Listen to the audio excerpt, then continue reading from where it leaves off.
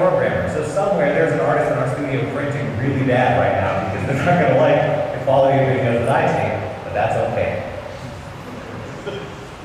So overview, we're going to start with laying the foundation. We're going to go into the basics of the systems, the goals, where we went. We're going to go brick by brick. Next couple iterative little things we went on. At this point, I'm regretting coming up with clever names for each of these subtitles. Not as clear as they could be, but you know what it's going to do. Stress factor, we're going to discuss issues that came up along the development and problems that we continue to deal with. We'll look at major renovations, big sweeping changes that we made to try to address these problems. And then we're going to go into house cleaning, take a look at where we are right now and where things might be going in the future. All right, so starting with laying the foundation. The big goal that we wanted to support with Fortnite's building system right off the bat is that it had to be creative enough that players could build these crazy castles of their dreams and not be restricted. It had to have the depth and variety that they wanted so they could have their crazy stairs and their balconies and their doorways, but at the same time it had to be fast and robust enough to perform under combat and action scenarios. Players need to be able to defend themselves in a hurry, and so you can't spend a lot of time clunking around like, I want to build this creative thing. You need to also be able to respond in a real big hurry if these guys show up and start punching your base around. So, with that in mind, the very first thing we had to decide was what was the granularity of the pieces that we were going to give players to build with. Now, obviously, the larger granularity as you move more towards a bigger building, you increase construction speed. You can throw out a whole base really fast if I can use a giant big block like that. It's like a whole little hut. And as you go in the other direction, you increase creative freedom. And so for us, we kind of picked a middle ground. We thought it would be a good balance. We broke it down into component parts of what we think of as a building, such as walls, or floors, or roofs, or stairs. For us, we feel that that is a good balance between speed and creativity without moving too much in either direction. The user is selecting is being contextually chosen based on the viewing angle of their camera. As they look down, they're being presented with options for where to build a floor. As they look straight ahead, they're being presented with options on how to build a wall. Within that, the user can scroll a mouse wheel and select subvariants of a piece. So for instance, you saw as the wall was going by, they got a wall with like a little barricade window in the middle, a wall with double windows, a wall with doors. And then at this point, they decide like, okay, I want this wall. They get a blueprint outline of kind of what they want to build. And at which point now, if they walk up and melee on it, it will begin building up and completing the construction in a contextual manner. Likewise, if the wall is already completed, a user can walk up and start mailing on it, and then it begins to destroy it. We've also got a little bit of you can see right there at the tail end, kind of a little building mini game going on with like a little meter going by, and you can click on it and try to speed up your building. At this point in development, it was actually not fully functional, but we polished it, got it taken along. If you're a fan of Gears of War, I like to call this applying all the lessons learned from Gears of War, add active reload to everything. And so we'll get into that a little bit later. But as you can see, initial prototype kind of proved out the concept. We really liked where it's going building wise, but this is something that's kind of obvious. But guessing user intention is hard. You're like, well, duh, Billy, I know, but we really thought that if we could just automate this to we could choose your piece based on the floor or the wall without you having to think about it, then it would be a great win. But in retrospect, playing in playtests, people absolutely despised it because it wasn't long in playing that people would look down on the floor and they would want to be able to build a wall, but a story could lead them. They didn't want the floor. That was completely confusing to them. I was looking at a wall and now you're presenting me a floor. What is going on? Perhaps put in. We want to focus on that right now because we came up with the idea of what if we gave the user an explicit control on the quick bar that they could press a button and switch it over, and then oh my goodness, spoilers. Then you would see the building pieces on your quick bar by explicitly going into this mode, because now there's no more confusion over contextual, I look down and got a floor. You pick the floor yourself right off this quick bar.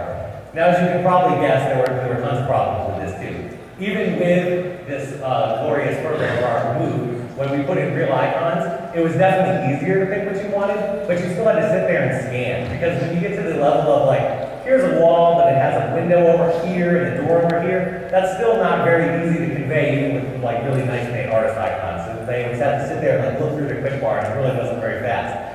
Additionally, stairs that turn around, and roofs, and braces, and what if I could put up castle barricades? They're like, oh, okay, well, we don't have anything that can service that. And in fact, now these other pieces that people are inventing are causing other problems we didn't even have. For instance, it's pretty easy to put a wall in front of you, but this balcony now, how do you orient this in 3D space? It can be mirrored and rotated and all over the place, and it's really easy for a user to understand putting a wall in front of them, but now when they have to start doing 3D math rotations to make the balcony look good, they don't get very happy. And so now we're just running into all of these issues, and then they're like, wait, what if we have upgrades? What if we could convert between materials? Like, okay, we'll keep that in mind too. And so we're getting to this point where all these issues are accumulating, and we're coming up with gray box ideas on how to solve it. And this is an actual gray box of what the UI in this game might have looked like at one point. And we realize we're kind of making Excel, like we're building spreadsheets. This is very fun.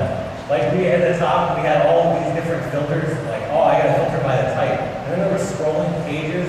And then on top of that, there were so many different variants that didn't matter. You could drag them to the quick bar. So like this just wasn't going to work. We were in a bad way. Additionally, while all these ideas are going on, implementation is lagging behind.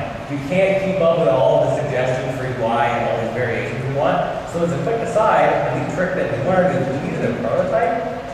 We tried it in PowerPoint. Now, a lot of people, like, obviously prototype UI is not a new thing, and maybe even doing it in PowerPoint isn't that new of an idea either, but it was for us. We tried it out. And so UI and I worked together on like this radial mock-up of what it might look like if your piece was selected off the radial menu. All of this was done in PowerPoint, and all of it was done in under an hour.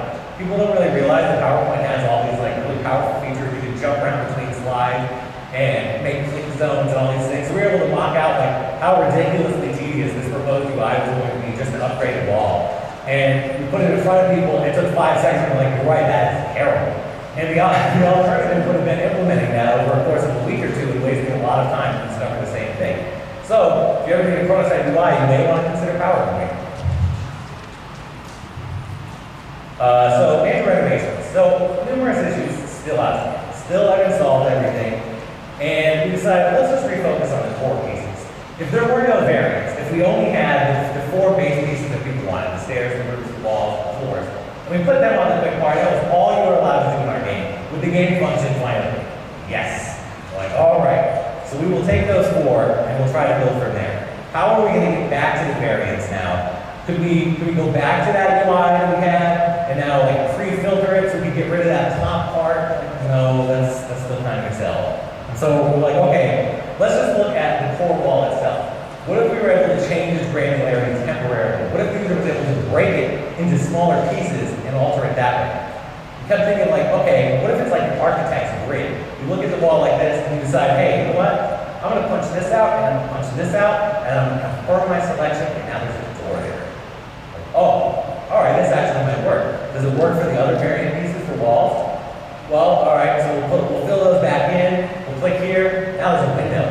Yeah, so we're liking this for walls. But in order for this to work, it's got to work for all those other pieces too that we have to solve. So we move on to floors. Does it translate to floors? Actually, it does. Floors can work pretty much the exact same way. You carve out this little piece. There's the balcony everybody loved. But the important thing is that we discovered almost on accident, I wish I could take credit for this. Now, if you cut that piece out, it's the same balcony, but it's oriented in 3D space for the user automatically. They didn't even think about it. And so precise user automation is invaluable. This is the counter towards guessing what they wanted. Now we can do exactly what they want without them even thinking about it. And so for floors, now we're really psyched. This is working for floors too. So we move on to stairs and roofs, which are obviously doing more complex pieces. And looking at it, and we're trying to make the buildings build themselves. You put them down, and they start building up. The thing is, this wasn't a new idea. Like, this has been proposed probably 5 or 6 times. And we always came up with a reason to shoot it down, and it was always something else. Like, how does that fit with more buildings that build themselves? Come on. Right? Like, or then it was like, well, but it's a building game, and if you're not building, how invested are you to be in your building? It's a building game. Right? And so, we got all those kind of things. We just kept shooting it down over and over. And we were like, you know what, forget it. We're just going to try it. We're going to see what happens. And we tried it and we loved it. It just solved the melee issue right away.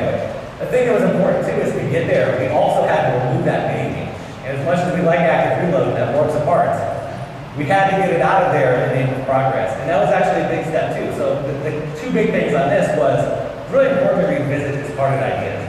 Like we had discarded auto building so many times, it's not even funny. And the answer was right there in front of our face when we finally tried it. And the mini game at the time was probably one of the most polished aspects of the entire game.